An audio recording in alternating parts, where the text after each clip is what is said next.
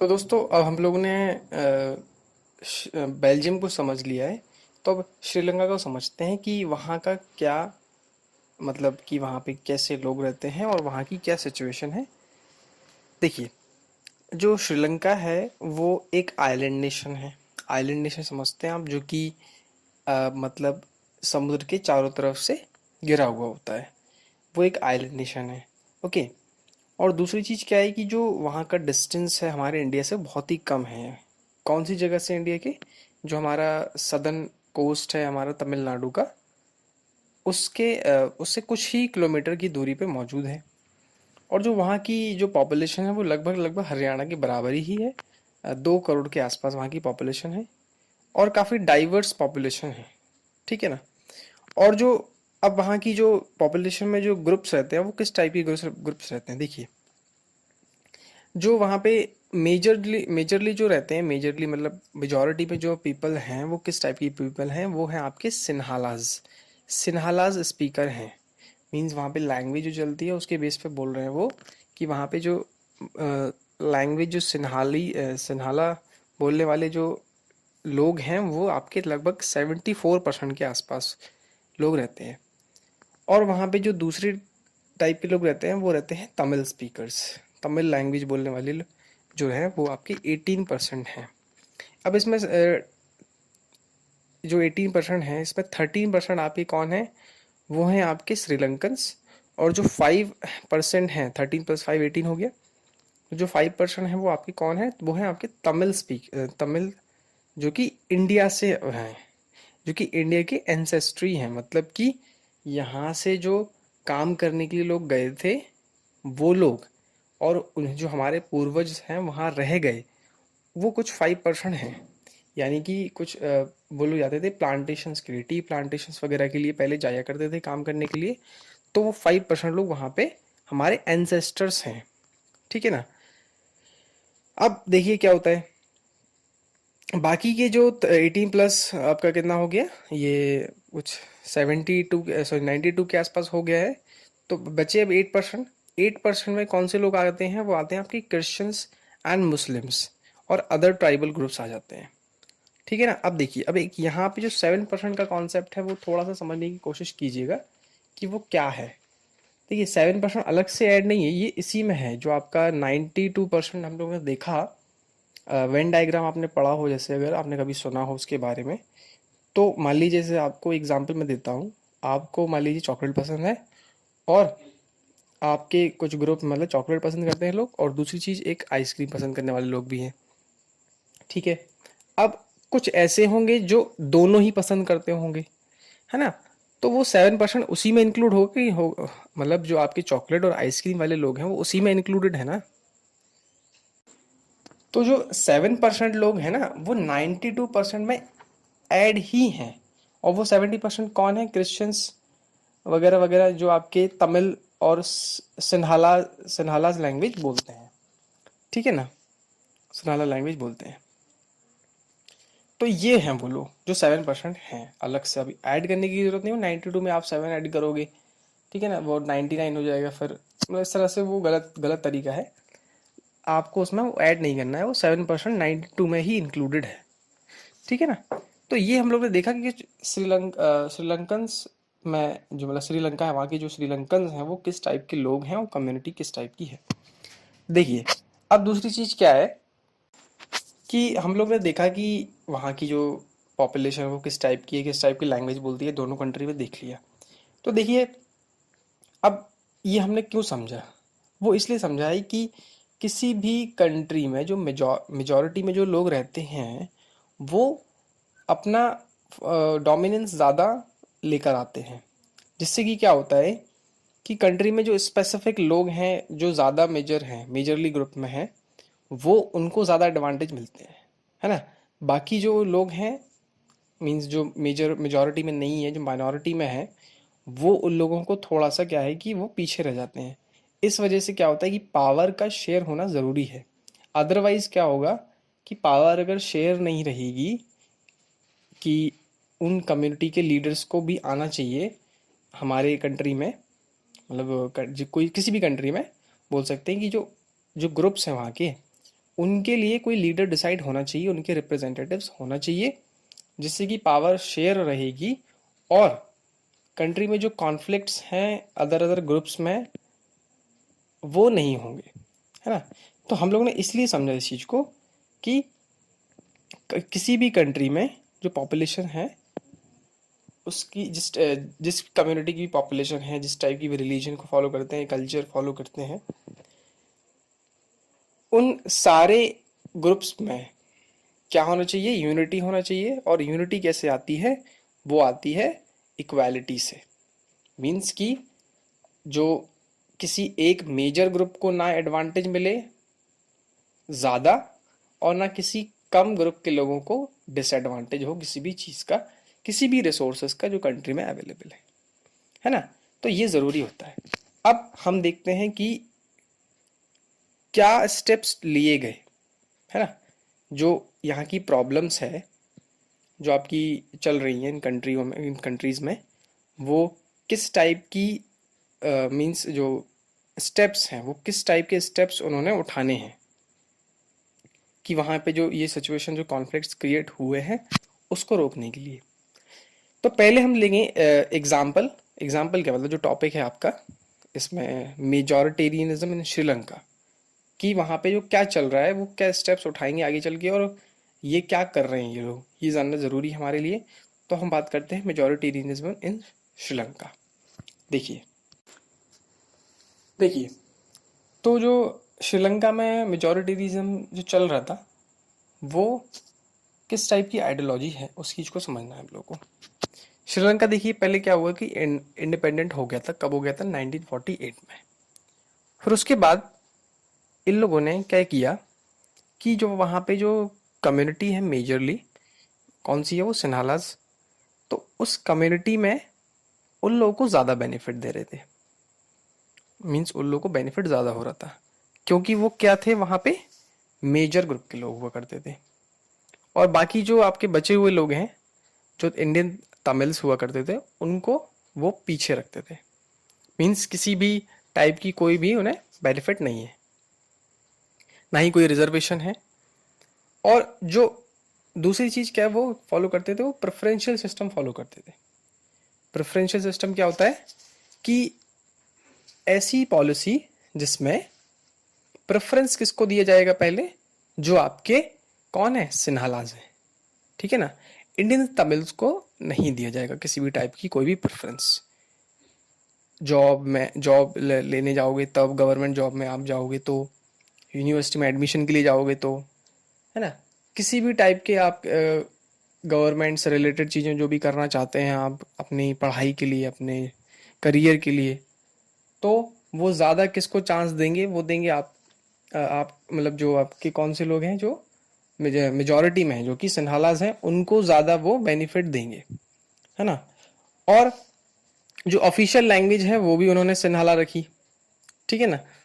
1956 के एक्ट के अकॉर्डिंग जो वहाँ पे निकाला गया था उसमें जो ऑफिशियल लैंग्वेज उन्होंने बताई वो बताई आपकी कौन सी लैंग्वेज, सिन्हाला लैंग्वेज। 1956 के तहत, एक्ट के तहत उन्होंने उसको घोषित किया। और जो वहाँ पे क्या लाया गया, वहाँ पे लाया गया कॉन्स्टिट्यूशन लाया गया नया, और उसमें सारे लोगों को उन पे दबाव डाल के बुद्धिज़्म की आइडियोलॉजी, मतलब बुद्धिज़्म जो रिलीजन है उसको उन्होंने सबके ऊपर फॉस्टर कर दिया, ठीक है ना। तो ये सब चल रहा था।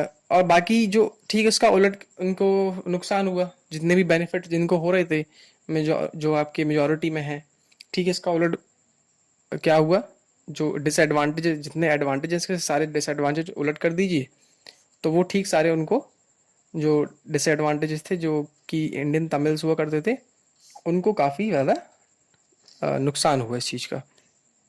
और जिससे कि क्या हुआ, उन लोगों के अंदर एलिनेशन की फीलिंग बॉर्न हुई। एलिनेशन क्या होता है कि जब आपको लगता है कि आप एक कंट्री में या फिर किसी भी, आप जैसे मान लीजिए आपको कोई ध्यान नहीं दे रहा, आपकी तरफ किसी ग्रुप में आप बैठे हुए हो, ठीक है ना, आप सब आपस में लगे हुए हैं, आप एक अकेले चुपचाप एक कमरे में बैठे हुए हो, तो वो एलिनेशन आपको महसूस होता है कि मैं क्या कर रहा हूँ यहाँ पे यार, ये लोग तो लगे हुए हैं आपस में, मैं तो कुछ कर ही नहीं रहा हूँ, मैं बैठे बैठा, इससे अच्छा मैं बाहर चला जाऊँ ना, सब लोग आपस में लगे हुए हैं। तो ये ठीक इसी तरह से है कि भाई उन लोगों में काफ़ी ज़्यादा प्रॉब्लमेटिक चीज़ें हुई कि वो तो उनको साइड बाई कर दिया गया, और ये लोग जो आपके मेजर मेजर ग्रुप से हैं सनाला, तो उनको काफ़ी बेनिफिट हो रहे हैं, ठीक है ना। तो ये हो रहा था वहाँ पे श्रीलंका में, ठीक है। और इसका जो रिजल्ट निकला वो काफ़ी कॉन्फ्लिक्ट क्रिएट करके गया, दोनों कम्युनिटी के बीच में काफ़ी ज़्यादा कॉन्फ्लिक्ट क्रिएट हुआ। और फिर उसके बाद इन लोगों ने क्या किया, जो आपके तमिल्स जो कम्युनिटी के लोग हुआ करते थे, उनने अपनी रिकग्निशन बढ़ाने के लिए अलग अलग पार्टीज़ को बनाया, जिससे कि क्या हो, वो अपने लिए आवाज़ उठाएं, ठीक है ना। अपने ग्रुप्स बनाए, पार्टीज़ क्रिएट की कि भाई हमारी भी सुनी जानी चाहिए, हमारी भी डिमांड को फुलफिल किया जाना चाहिए। बट उनकी जो डिमांड थी उनको तो दबाया गया हर बार। ये लोग कोशिश करते कि हम लोग आगे जाएं, बट क्या होता था कि इनकी डिमांड को हमेशा दबा दिया जाता था, ठीक है ना। और कुछ भी इन लोगों को अभी फ़ायदा नहीं हो रहा था। फिर एक जब ज़्यादा हो गया तो फिर लोगों ने डिमांड किया कि भाई हमारा एक खुद का स्टेट होना चाहिए, जो कि तमिल स्टेट होना चाहिए, हमारी खुद की, जो श्रीलंकन लैंग्वेज में बोलेंगे तमिल एलम, ठीक है ना। कि भाई हमारा खुद का स्टेट होना चाहिए, मतलब यानी कि खुद की कंट्री होनी चाहिए, मतलब पार्टीशन चाहते हैं ये लोग, ठीक है ना। नॉर्थ ईस्टर्न जो पार्ट है आपका, आप रेड कलर से देख सकते हो, इस मैप में बना हुआ है कि जो आपका तमिल और तमिल्स जो इंडियन तमिल्स हैं पूरी की पूरी उसी रीजन में रहते हैं, रेड कलर वाला पोर्शन जो है। तो वो कहने लगी भाई हमारा खुद का स्टेट होना चाहिए, हमारी खुद की कंट्री होनी चाहिए। स्टेट मतलब यहाँ से स्टेट मतलब ये स्टेट नहीं, ये उत्तर प्रदेश मध्य प्रदेश वाला स्टेट, ये आपके कंट्री से रिलेटेड है कि हमारी खुद की पहचान होनी चाहिए, जो नॉर्थ ईस्टर्न वाला पार्ट है उसमें, ठीक है ना। बट लेकिन ये भी अभी पॉसिबल नहीं हो पा रहा था। इस वजह से फिर क्या हुआ कि काफ़ी ज़्यादा और कॉन्फ्लिक्ट्स क्रिएट होते चले गए, जिससे कि क्या हुआ, सिविल वॉर हुआ। सिविल वॉर समझते हैं, सिविल वॉर मतलब जैसे कि एक मूवी आई थी कैप्टन अमेरिका सिविल वॉर, तो उसमें वो आपस में ही लड़ रहे हो ना, अपने आयरन मैन और कैप्टन अमेरिका, ये सारे लोग अपने आपस में लड़ते रहते हैं ना। तो वो ठीक इसी तरह से आप देखोगे सिविल वॉर मतलब कि वो खुद के ही लोग, जो एक कंट्री में रहने वाले लोग हैं, वो आपस में ही लड़ाई करने लगे, ठीक है ना। तो वो सिविल वॉर क्रिएट हो गया, ठीक है ना। और सिविल वॉर जब हुआ तो काफ़ी ज़्यादा लोग की डेथ हुई, माइग्रेट कर गए एक जगह से दूसरी जगह पर, है ना। तो आप देख सकते हो कि अब श्रीलंका में हमने देखा इतनी सारी प्रॉब्लम्स क्रिएट हुई, क्यों हुई, कि कम्युनिटी में जो लीडर्स हैं उनके बीच पावर शेयर नहीं है ना। तो पावर अगर शेयर नहीं है, एक कम्युनिटी के लोगों को ज़्यादा पावर मिल गई है, मतलब एक कम्युनिटी के लोग जो लीडर हैं उनके पास ज़्यादा पावर आ गई है, इस वजह से बेनिफिट उन्हीं को हो रहा है ना। तो आपने देखा कि पावर शेयरिंग कितना ज़रूरी है, और अगर ना हो ऐसा तो उसका क्या नुकसान हो सकता है, ये हम लोगों ने देखा, है ना। तो आप देखते हैं कि बेल्जियम में क्या सिचुएशन रही, जिससे कि बेल्जियम के लोगों के बीच में देखते हैं कि फ़ायदा हुआ कि नुकसान हुआ, और लोगों ने किस टाइप की पॉलिसी अपनाई कंट्री में रहने के लिए अच्छे से, है ना। और जो अभी श्रीलंका की जो बात कर रहे थे हम, कि श्रीलंका में हम लोग ने देखा कि बहुत टाइम लग गया, काफ़ी 2009 के आसपास प्रॉब्लम सॉल्व हुई हैं उनके यहाँ, तो इतना टाइम लग गया उन लोगों को। क्या बेल्जियम के केस में ऐसा हुआ, ये हम लोग देखते हैं, समझते हैं बेल्जियम में क्या हो रहा है। कि जो ना आपका नेक्स्ट टॉपिक है वो आपका क्या है, अकोमोडेशन इन बेल्जियम। अकोमोडेशन मतलब होता है कुछ बेनिफिट प्रोवाइड करना, किसी टाइप की कुछ अच्छी चीज़ें प्रोवाइड करना, ठीक है ना। जैसे मान लीजिए आप किसी कॉलेज में एडमिशन लेने के लिए गए, और फिर वहाँ पे उन लोगों ने आपको, मान लीजिए जो फीस है आपकी, उसी फीस में कहने लगे कि हाँ भाई आपको यहाँ पे रुकने के लिए भी मौका मिलेगा आपको। तो ये अकोमोडेशन एक टाइप का हो सकता है। किसी जॉब के लिए कभी भविष्य में जाओगे आप, तो क्या होता है कि कुछ लोग रेजिडेंस प्रोवाइड करते हैं, तो इसको अकोमोडेशन बोल सकते हैं, फूड प्रोवाइड करते हैं, तो ये अकोमोडेशन होता है, ठीक है ना। तो यहाँ बेनिफिट्स आप समझ सकते हैं कि रिलेटेड टू बेनिफिट, तो किस टाइप के बेनिफिट इन बेल्जियम में दिए गए, इस चीज़ को समझते हैं। देखिए, तो हम लोगों ने देखा कि जो श्रीलंका में चल रहा है वो काफ़ी कॉन्फ्लिक्ट्स वगैरह और सिविल वॉर वगैरह का माहौल है। लेकिन अब बेल्जियम की बात करते हैं, तो बेल्जियम में इन लोगों, ये जो वहाँ के लीडर थे, उन लोगों ने काफ़ी डिफरेंट अलग तरीके से काम किया।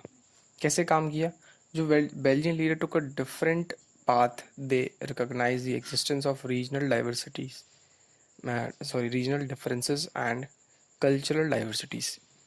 मतलब कि क्या है, उन लोगों ने क्या किया कि वहाँ की जो रीजनल डिफरेंसेस हैं, मतलब अलग अलग कल्चर के लोग और अलग अलग जो जगह पे रहने वाले लोग हैं, उस चीज़ को उन लोगों ने पहचाना।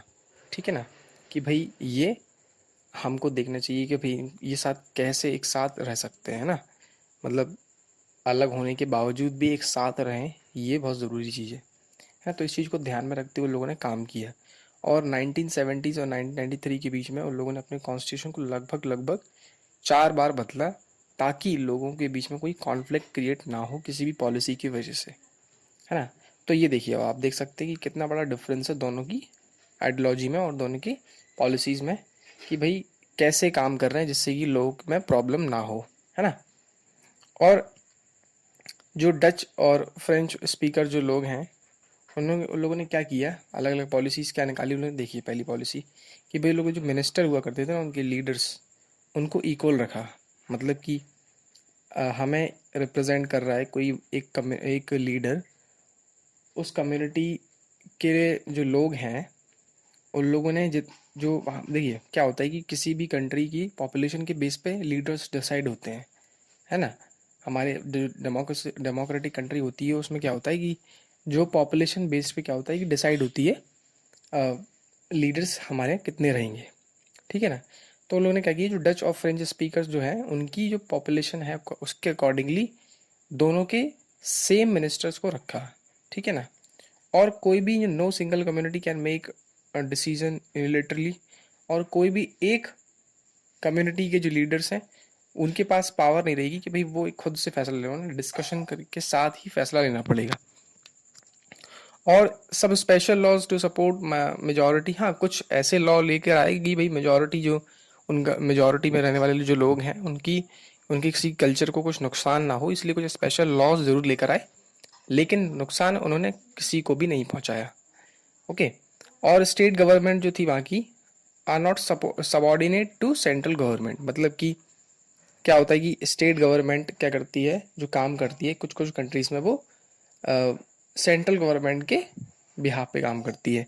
बट लेकिन कुछ कंट्रीज़ में ऐसा होता है कि भाई स्टेट एक इंडिपेंडेंट स्टेट है अपने आप में, प्रोविंस है। ठीक है ना, वो उनके सबॉर्डिनेट काम नहीं करेगा, वो उनसे सलाह मशवरा लेके काम नहीं करेंगे, मतलब वो जो चाहें वो कर सकते हैं। ऐसा ही हमारे इंडिया में भी होता है कि स्टेट के पास हाँ कुछ हद तक पावर रहती है कुछ कुछ चीज़ों में। ठीक है ना, डिस्कस करेंगे कि किस टाइप की पावर होती है नेक्स्ट चैप्टर में। ओके।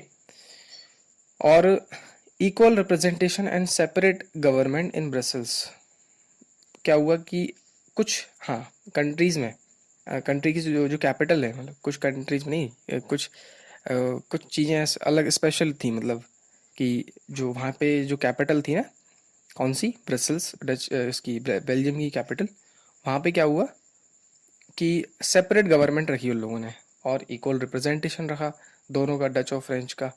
ठीक है ना। सेपरेट गवर्नमेंट क्या भाई, कि कुछ जैसे बोल सकते हैं हम लोग, बोल सकते हैं कि जो वहाँ थर्ड थर्ड टाइप की गवर्नमेंट रखी उन लोगों ने, कम्युनिटी गवर्नमेंट बोलते थे जिसको।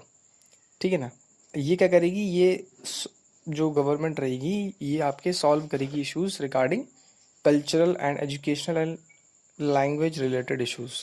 मतलब जो भी उनके साथ प्रॉब्लम्स है, अगर इन सारी चीज़ों में किसी भी कल्चर से रिलेटेड, एजुकेशन के मामले में और लैंग्वेज से रिलेटेड कोई भी इशू रहेगा, तो वो थर्ड टाइप की गवर्नमेंट सॉल्व करेगी। वो कौन सी गवर्नमेंट है, वो आपकी गवर्नमेंट है कम्युनिटी गवर्नमेंट।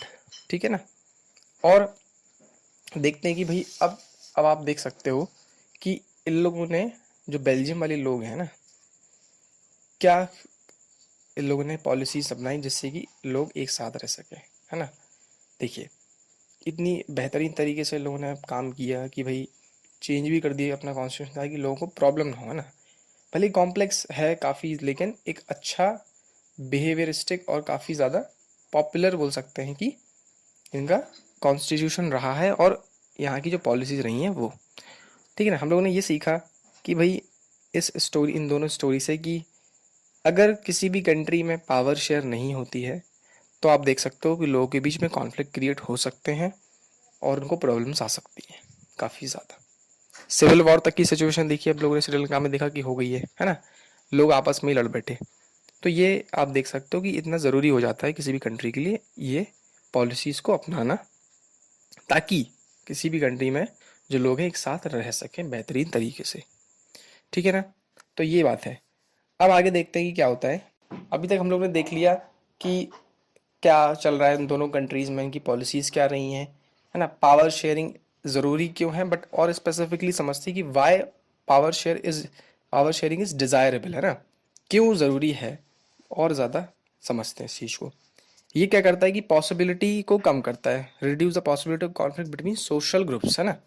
इन दोनों जो सोशल ग्रुप्स हैं हमारी कंट्रीज़ में रहने वाले अलग अलग टाइप के ग्रुप्स, उनके बीच में पॉसिबिलिटी कम करता है कॉन्फ्लिक्ट क्रिएट होने की, है ना? और क्या होता है, और ये चीज़ करता है कि ये इंश्योर करता है पॉलिटिकल स्टेबिलिटी को। पॉलिटिकल स्टेबिलिटी क्या होता है कि भाई वहाँ के लीडर्स के बीच में किसी भी टाइप का कॉन्फ्लिक्ट नहीं रहता है। ठीक है, मतलब नहीं, कॉन्फ्लिक्ट तो हर कंट्री में रहेगा, पॉलिटिक्स तो होती ही है, बट मतलब कि कोई ऐसा नहीं होगा कि भाई लड़ाई हो रही है तो उसको संभाल नहीं पा रहे हैं। पॉलिटिक अंत में क्या होता है कि सरकार को दोष दिया जाता है कि भाई सरकार ने ऐसी पॉलिसी निकाली, इस वजह से ऐसा काम हुआ। तो पॉलिटिकल इंस्टेबिलिटी हो जाती है उस चीज़ को लेके। बट अगर ऐसी पॉलिसीज़ को लेकर आओगे तो वहाँ पे पॉलिटिकल इंस्टेबिलिटी बनी रहेगी। डेमोक्रेसी को मजबूत बनाता है, स्पिरिट ऑफ डेमोक्रेसी, है ना? क्या होता है डेमोक्रेसी में, आपको मालूम है कि लोगों का शासन होता है ना? तो डेमोक्रेसी को एक मजबूत जड़ मिलती है जिससे कि लोग अपने आप को फ्रीली एक्सप्रेस कर पाते हैं, है ना? क्योंकि डेमोक्रेसी का रूल ये है कि वहाँ पे जो लोग हैं उनका शासन रहेगा और वो अपने आप को एक्सप्रेस कर सकते हैं ना। तो पॉलिसीज ऐसी रहेंगी जिससे कि लोग अपने आप को एक्सप्रेस कर सकें, तो जिससे क्या होगा, डेमोक्रेसी मजबूत होगी। People have a right to be consulted on how they are to be govern, मतलब कि दे आर कंसल्टेड, उन्हें वो बातचीत कर सकते हैं गवर्नमेंट के साथ कि भाई हमें किस तरह से चलाया जा रहा है, हमारी कंट्री को किस तरह से चलाया जा रहा है, हमारे लिए क्या पॉलिसीज बनाई जा रही हैं। They are consulted with the government, ठीक है ना? मतलब बातचीत कर सकते हैं। ये नहीं कि बस कुछ कंट्रीज में क्या होता है कि कोई भी फ्री नहीं होता है कि इस तरह से वो अपने आप को फ्री करे, है ना? और क्या होता है कि a legitimate government is one where citizens through participation acquire a stake in the system. मतलब कि इस पॉलिसी इन सिस्टम में, मतलब पावर शेयरिंग वाले सिस्टम में क्या होता है कि गवर्नमेंट एक लेजिटिमेट बनती है और उसमें सिटीजन का पार्टिसिपेशन बेहतर हो पाता है, जिससे कि वो क्या कर सकते हैं, इस काम में एक स्टेक अपना, इस सिस्टम में एक स्टेक कर सकते हैं। मतलब कि लोग जो हैं वो बेहतरीन तरीके से अपने आप को क्या कर सकते हैं कि इस सिस्टम में इंगेज कर सकते हैं, जिससे कि उन्हें कोई प्रॉब्लम हो तो वो अपने आप को एक्सप्रेस करें और सारी चीज़ें सॉल्व करवाएं और उनके लिए सॉल्व की जाएंगी। ठीक है ना? और दूसरी चीज़ क्या है कि अब हम लोग ने देखा ये जो पावर शेयरिंग डिज़ायरेबल है, तो इसमें हम दो तरीक़ों से हो सकती है। पहला तरीका तो क्या था कि एक प्रूडेंशियल तरीका है, दूसरा तरीका क्या है कि एक मोरल तरीका है। इसमें हम लोगों ने दो तरीके देखे अभी तक। एक पहला जो तरीका देखा हम लोगों ने, वो एक प्रकार का क्या है, प्रूडेंशियल तरीका है, और दूसरा मोरल, मतलब मोरल एस्पेक्ट पे। मतलब प्रूडेंशियल क्या होता है कि बेस्ड ऑन प्रूडेंस और careful calculation of gains and losses, prudential decisions are usually, मतलब कि बोल सकते हैं usually contrasted with the decision based purely on moral consideration. मतलब बोल सकते हैं कि एक ऐसी चीज़ है जो कि होना चाहिए, मतलब फ़ायदा और नुकसान वाली चीज़ है, और दूसरा मोरालिटी पे बेस्ड है, मतलब मोरल वैल्यूज़ है, जिससे कि एक बिहेवियर डेवलप होगा। पहला जो तरीका है उससे क्या होगा कि भाई बोल सकते हैं कि ज़रूरत की चीज़ हो गई, और दूसरा मोरल, मतलब मोरल तो एक ऐसी चीज़ है ना जो नैतिकता को प्रदर्शित करे, है ना? तो दूसरा तरीका ये हो सकता है। ये जो मैंने पॉइंट लिखे हुए हैं आप देख सकते हो कि जो पहली जो दो लाइनें थी वो आपकी एक प्रकार की प्रूडेंशियल वे हो गया, और जो बाकी के तीन पॉइंट्स हैं वो आपके एक मोरल वैल्यूज़ में आते हैं। ठीक है ना। तो इसको अकॉर्डिंगली आप समझ सकते हो, इसको पढ़ लेना, मैं आपके साथ ये शेयर कर दूंगा बाद में। अब देखिए पावर शेयरिंग के फॉर्म्स ऑफ पावर शेयरिंग। अभी तक हम लोगों ने देखा कि पावर शेयरिंग क्यों ज़रूरी है, और दोनों स्टोरी समझी कि क्या हुआ। अब पावर शेयर होती किस तरीके से है उस चीज़ को हम लोग समझते हैं। फॉर्म्स ऑफ पावर शेयरिंग, देखिए क्या तरीके हैं, तो टोटल 4 तरीके दिए गए हैं। उन 4 तरीकों को समझते हैं कि भाई किस तरह से पावर शेयर हो सकती है लोगों के बीच में। ओके, जो पहला तरीका है वो आपका तरीका है power is shared among different organs of the government. Introduction पहले ही चैप्टर में, मतलब पहले ही चैप्टर के इंट्रोडक्शन में देखा आप लोगों ने इसी वाले कि पावर का हॉरिजॉन्टल डिस्ट्रीब्यूशन होना ज़रूरी है अलग अलग ऑर्गन्स के बीच में, जिससे क्या होता है कि ये जो तीनों ऑर्गन्स हैं वो चेक्स एंड बैलेंसेस पे चले। मतलब ये तीनों एक दूसरे को चेक करते हैं और बैलेंस करते हैं, ठीक है ना। मतलब कि कोई भी एक ऑर्गन के पास सुप्रीम पावर नहीं है, मतलब वो उसका फैसला आखिरी फैसला होगा, ऐसा कुछ भी नहीं है। तीनों क्या होगा, तीनों के कंसल्ट पे काम करना पड़ेगा एक दूसरे को। और जैसे आप देख सकते हो लेजिस्लेचर लॉ बनाएगी, उसको एग्जीक्यूट करेगी एग्जीक्यूटिव, और जुडिशरी जो भी इसमें से इंटरप्रिटेशन निकलेगी बाद में फैसला। अगर मान लीजिए कोई लॉ बनाया, ठीक है ना, कैसे होता है चेक्स एंड बैलेंस में समझिए। लेजिस्लेचर ने कोई लॉ बनाया, ठीक है ना, अब उसके बाद उसको एग्जीक्यूट करने के लिए एग्जीक्यूटिव बनाया, उसने कर दिया, ठीक है। अब मान लीजिए केस चला, तो अब केस में जो भी सज़ा सुनानी चाहिए उस सज़ा लेजिस्लेचर ने लॉ निकाला कि ये सज़ा होनी चाहिए। बट अब क्या होगा कि प्रॉब्लम कहाँ आएगी, अब ज़रूरी है कि वो क्राइम ऐसा हो जिसमें ये सज़ा देनी चाहिए। बट वो तो फंस गए ना कि स्पेसिफिकली ये क्राइम पूरी तरह से तो नहीं हुआ है, थोड़ा सा हुआ है, उसमें कुछ हिस्सा है, बट उसको अब जुडिशरी कहेगी भाई इस लॉ में ये चेंज होना चाहिए, है ना।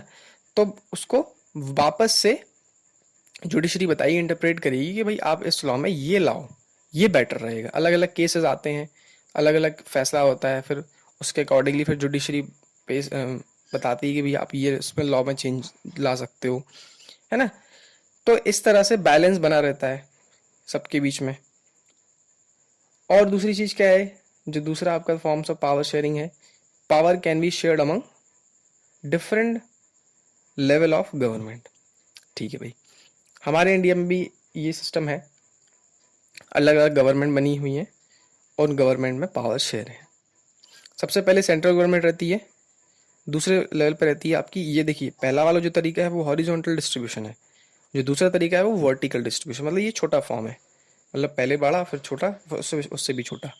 तो सेंट्रल गवर्नमेंट रहती है सबसे पहले, फिर स्टेट गवर्नमेंट रहती है और फिर लोकल गवर्नमेंट रहती है, ठीक है ना। तो इनके बीच डिफरेंट डिफरेंट पावर शेयर रहती हैं, और इसी पावर डिवीजन ऑफ पावर को बोला जाता है फेडरल डिवीजन ऑफ पावर, ठीक है ना।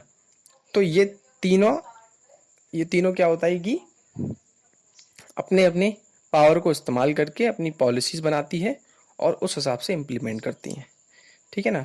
ये आपका दूसरा तरीका हो गया पावर शेयरिंग का। और तीसरा तरीका क्या है भाई, पावर में also be shared among different social groups such as the religious and linguistic groups. समझिए, इससे पहले एग्जाम्पल हम लोग देखा था कि बेल्जियम का एग्जाम्पल देखा था, है ना। वहाँ पे कम्युनिटी गवर्नमेंट थी। कम्युनिटी गवर्नमेंट क्या होता है, जो रिलीजन बेस्ड और कल्चर रिलेटेड जो इश्यूज रहते हैं उसको सॉल्व करेगी, लैंग्वेज बेस्ड इश्यूज सॉल्व करेगी, है ना। तो एक प्रकार का एग्जांपल ये हो गया कम्युनिटी गवर्नमेंट का बेल्जियम में, जो आपने भी देखा था थोड़ी देर पहले।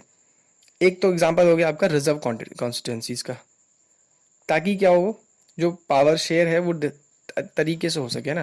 जो डिफरेंट टाइप की कम्युनिटी ग्रुप हैं, जो माइनॉरिटी में हैं, जो शेड्यूल ट्राइब्स, शेड्यूल कास्ट, इस टाइप के लोग हैं, वो आगे आए, उनके रिप्रेजेंटेटिव, और उनको क्या करें, बढ़ावा दें, अपनी कम्युनिटी के लोगों को आगे लेके जाएं, है ना। इसलिए ये पावर शेयर होना ज़रूरी हो जाता है। और ये मेथड जो माइनॉरिटी में लोग रहने वाले हैं उनके एलिनेटेड फील ना हो उन्हें, इसलिए लेकर आया जाता है, ठीक है भाई। ये फेयर शेयर ऑफ पावर बोल सकते हैं इसको, ठीक है। दूसरी चीज़, आगे बढ़ते हैं, फोर्थ पॉइंट क्या है, Power sharing arrangements can also be seen in the way political parties, pressure groups and movements. ठीक है, समझिए इसको क्या है ये। डिफरेंट पॉलिटिकल पार्टीज मतलब पॉलिटिकल पार्टीज के बीच में पावर शेयर होगी। आप देख सकते हो कि अपोजिशन पार्टी बनती है ना, और भविष्य में कभी क्या होता है कि कुछ कुछ पार्टीज कोलिजन गवर्नमेंट बनाती हैं। कैसे? फिर अपने अपने बीच में पावर शेयर करती हैं, है ना, और अपनी आइडियोलॉजीज को पेश करती हैं, है ना। उन्हें भी हक है कि भाई वो अपनी आइडियोलॉजीज को पेश करें। जो डिफरेंट पॉलिटिकल पार्टीज रहती हैं ना, जैसे कि हर किसी पार्टी की आइडियोलॉजी अलग होती है, तो वो अपनी आइडियोलॉजी को रिप्रेजेंट करने के लिए, एक्सप्रेस करने के लिए वो अपने डिफरेंट तरीके से काम करते हैं, ठीक है ना। और सोशल ग्रुप्स उनका रहता है, ठीक है। तो इस तरह से मतलब बोल सकते हैं कि पॉलिटिकल पार्टीज बोल सकते हैं कि क्या है कि आप देखो कि पॉलिटिकल पार्टीज बहुत सारी हैं हमारे यहाँ, और वो एक दूसरे के अपोजिशन बोलते हैं उसको ना। देखो, आपने देखा होगा कि कुछ कुछ जगह पे अलग अलग टाइप की गवर्नमेंट भी बनती है। ज़रूरी नहीं कि एक ही पार्टी की गवर्नमेंट बने, अगर ऐसा होगा तो फिर एक ही पार्टी पूरी कंट्री में नहीं हो जाएगी, तो फिर तो वो कहाँ डेमोक्रेसी होगी ना। तो डेमोक्रेसी को भी सही तरीके से चलाने के लिए ये देखो पावर शेयर होना ज़रूरी है। तो डिफरेंट पॉलिटिकल पार्टीज़ के बीच में पावर शेयर रहेगी, है ना। और प्रेशर ग्रुप्स एंड मूवमेंट्स क्या है भैया? प्रेशर ग्रुप्स ये मतलब कि बोल सकते हैं कि एक डिफरेंट ऑर्गेनाइजेशन बन जाएंगी। जैसे किन को सपोर्ट करने के लिए? ट्रेडर्स को और इंडस्ट्रियलिस्ट को, फार्मर्स को, इंडस्ट्रियल वर्कर्स को, है ना। हर किसी को सपोर्ट करने के लिए एक डिफरेंट ऑर्गेनाइजेशन बनती हैं। तो वहाँ पे भी पावर है उनके पास कि भाई वो गवर्नमेंट को जाके बोल सकते हैं कि हम इनके लिए काम कर रहे हैं, है ना। तो ये सारी पॉलिसीज़ होना चाहिए। और डिफरेंट मूवमेंट आप समझ सकते हो कि मूवमेंट्स चलाए जाते हैं प्रेशर बनाने के लिए गवर्नमेंट के ऊपर, उनके जो डिमांड्स हैं उनको पूरा करने के लिए, है ना। तो ये हम लोगों ने देखा अभी तक ये सारे चैप्टर में कि किस तरह से जो चीज़ें हैं वो चल रही हैं। पावर शेयरिंग की इम्पोर्टेंस, पावर शेयरिंग क्यों ज़रूरी है, वही मतलब इम्पोर्टेंस उसकी, और different forms of power sharing, उन दोनों कंट्रीज़ के बीच में क्या हुआ, क्या पॉलिसीज़ अपनाई। और ये आपका चैप्टर एंड होता है इसी इसी के साथ। और काफ़ी अच्छे से डिस्कस किया हम लोगों ने इसको। आप एक दो बार सुनिए इस लेक्चर को और आपके अंदर क्लैरिटी आएगी, और फिर उसके बाद धीरे धीरे सारे चैप्टर्स इसी तरह से कवर करते चलेंगे। Till then stay connected with us and please subscribe and like share. Thank you so much for listening me. Okay, bye everyone.